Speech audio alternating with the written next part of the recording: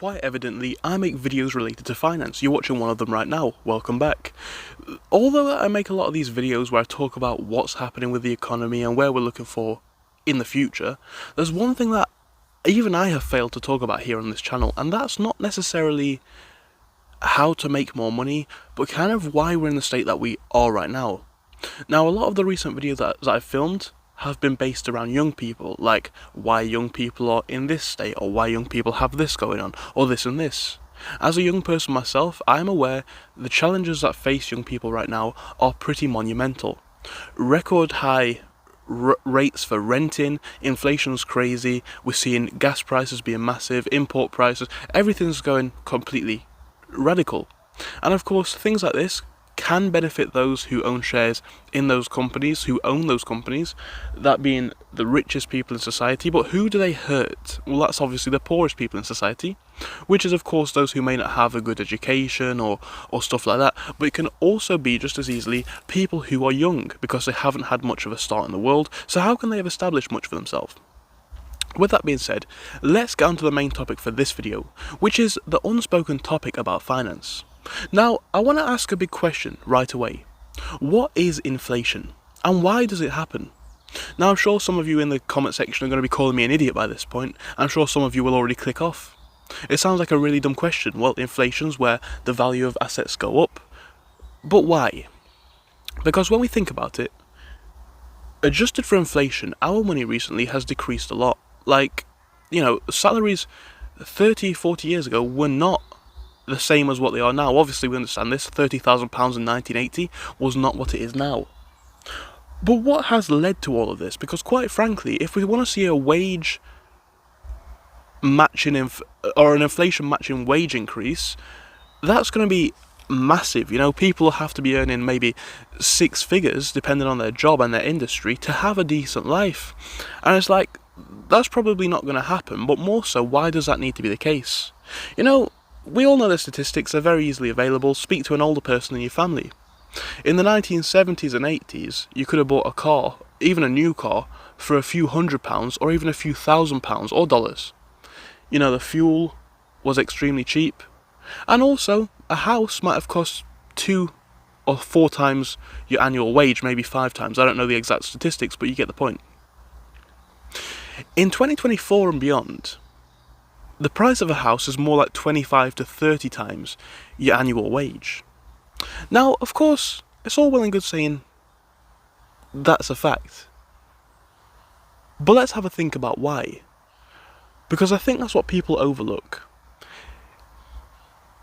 A big factor for inflation, in my opinion, is quite frankly due to asset prices rising. That's almost a fact. But why have asset prices risen so much? And of course, we could argue that it goes back to profiteering, and it goes back to the wealth gap widening. Because of course, inflation is calculated based on the value of certain assets, which makes sense. See how much they've gone up, and that's what your inflation is. Inflation never goes down though, does it? I mean, it does, but over a 10-year period, asset prices always rise, and so does inflation. This is basically considered normal. But have a think about that. Inflation makes us poorer. And it's this massive asset price inflation that we're seeing now, which is continuing this trend. I mean, very obviously, people want to be paid more. But companies' excuse is always, well, that will increase inflation more. But then again, if inflation is calculated based on assets, doesn't that mean that companies are just putting prices up more to match the pay increase? And you see this across the pay board, you see this across the shareholder board. Look at the rise in the S&P 500 over the last 40 years versus wages.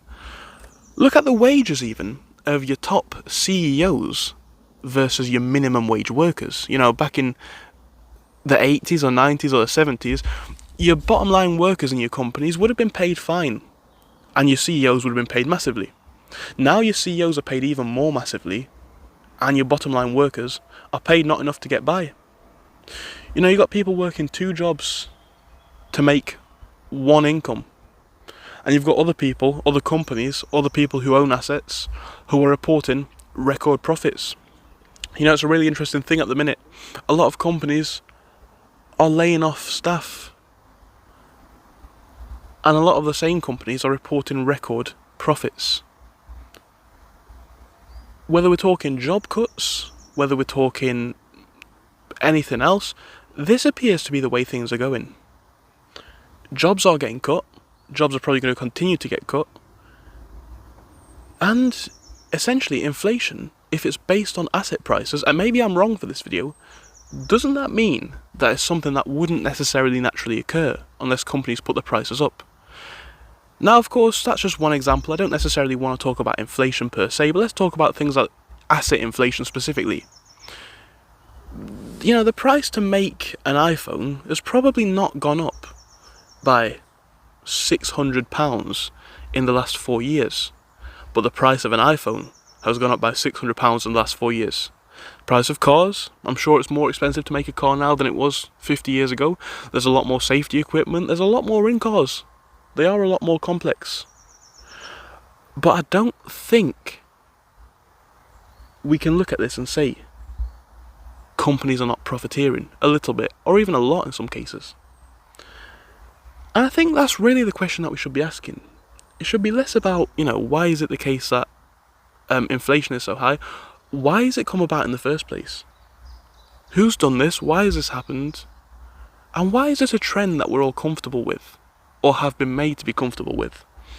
Because whether it's currency inflation or asset inflation, we've been made to feel like this is normal, Asset prices like houses, you buy a house in 2010, in 2020 it's doubled or tripled, and this is just normal. But it's not though, is it? Not really. Some of our very necessities to live have been turned into commodities and have been played just like the stock market. Now, admittedly, any market is going to play a little bit like the stock market. It's supply versus demand.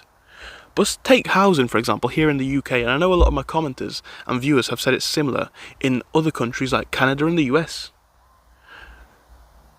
If you want to make houses stay the same or even become cheaper, what do? You increase supply. You build more houses, you build more flats, you build more apartments. You do not keep it the same as the population continues to grow.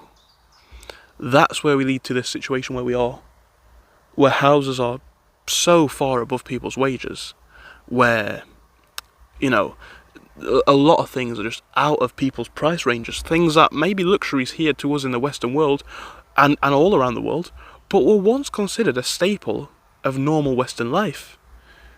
And we could talk about the entitlement of that if we want, but things like an annual holiday, things like to have a car or 2 cars, things like to own your own property.